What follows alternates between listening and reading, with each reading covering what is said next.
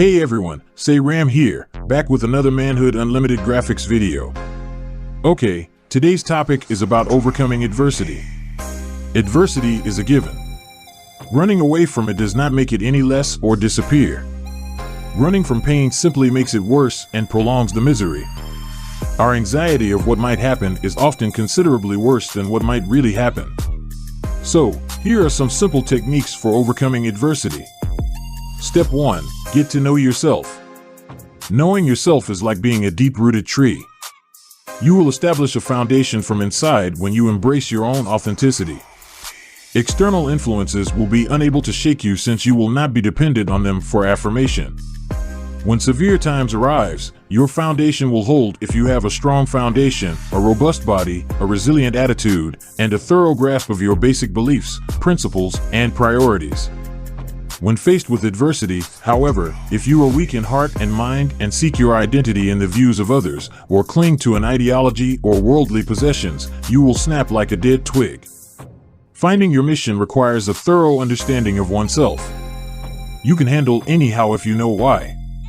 Even though every one of us has distinct qualities to offer the world, many of us go through life without feeling like we have a true purpose.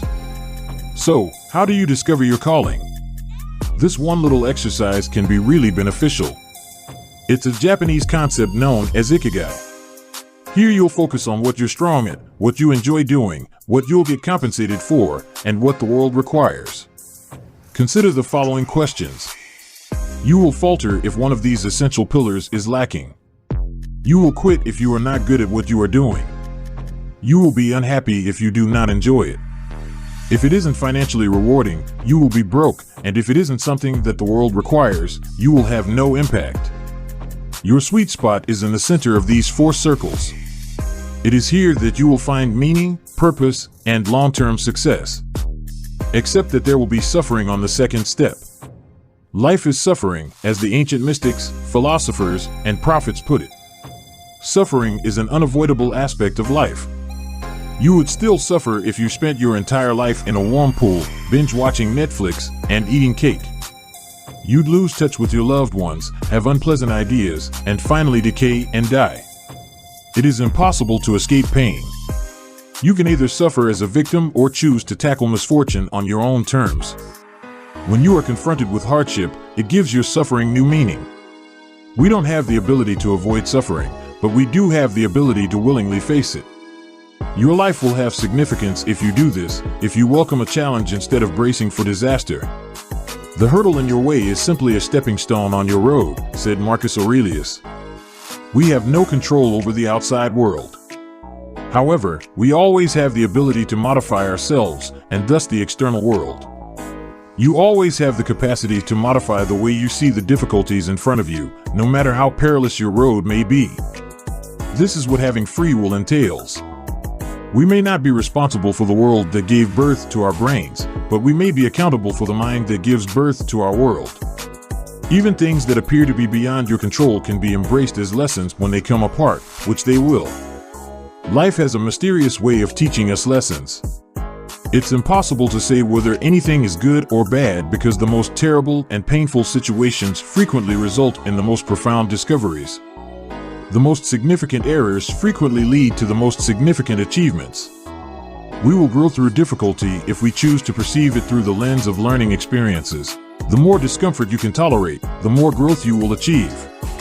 Failure comes when you stay where you have fallen, Socrates said. There are no dead ends or failures if you approach these challenges as stepping stones on your journey. Things happen in a long chain of causality. Our difficulties are preparing us for a greater purpose. We are part of a greater wisdom, but it's difficult to see when we're so close together. Step 3. The way is the obstacle. The largest tree on the planet, the sequoia, has a seed trapped within a pine cone. Only after the forest is scorched by fire do circumstances become hot enough for the pine cone to split apart, releasing the seed and allowing new life to begin. Without the fire, the sequoia cannot breed. The cecropia moth, likewise, boasts among of the world's largest and most beautiful insect wings. It also has an extremely thick cocoon, making its journey to the surface a laborious one. Many people who keep these moths as pets strive to help them escape their cocoons. The moth's fight to break free, on the other hand, is critical to its life because without it, its wings would never grow enough strength to open, and it will never be able to fly. The moral of the story is to not abandon the process. Keep the cocoon intact. The polar opposite is giving up when things become difficult. We seek solace in simple, soothing addictive habits like smoking, drinking, or using our phones. When, in actuality, facing adversity is the way to go. The roadblock is the way. Step 4. Keep hold of what's good. You will always have something to anchor you to what is good in this world if you consider your pain as part of a broader purpose and a chance for growth. When Frodo tries to leave the journey in Lord of the Rings, The Two Towers, Sam tells him the old great stories. They're the ones that matter. Full of peril and darkness, so much so that you don't always want to know how it ends. How can the conclusion be happy? How can the planet return to its previous state before everything went wrong? But, in the end, it's only a blip on the radar. Even darkness and shadows shall pass. And when the sun shines, it will be much brighter. Those are the stories that have weight. Even if you are too young to comprehend it, the characters in those stories had numerous opportunities to turn back, but they did not. Because they were clinging to something positive in the world. It's also worth fighting for. In other words, change is unavoidable. Remember that no matter how awful things appear, they will pass. Get in touch with your breath. Take and make time to breathe. Settle in with your growing self. Nothing is everlasting. Just before dawn, the night is always the coldest and darkest. Find and cling on to what is good in this world: family, purpose, love, creativity, nature, and friendship. Concentrate your thoughts on what is true, honorable, right, beautiful, and admirable.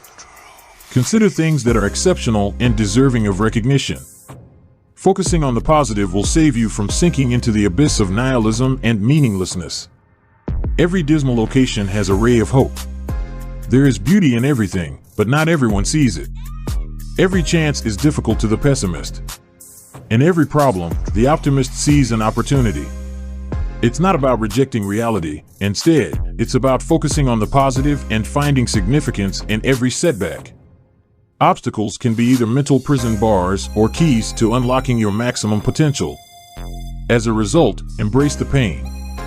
Face your difficulties voluntarily. Be thankful for bad luck. Take away the meaning and keep what's good. All we can do is smile back when death smiles at us. Thank you for listening. I hope you find this useful. Wishing you a good day or a good night. All the love, all the power.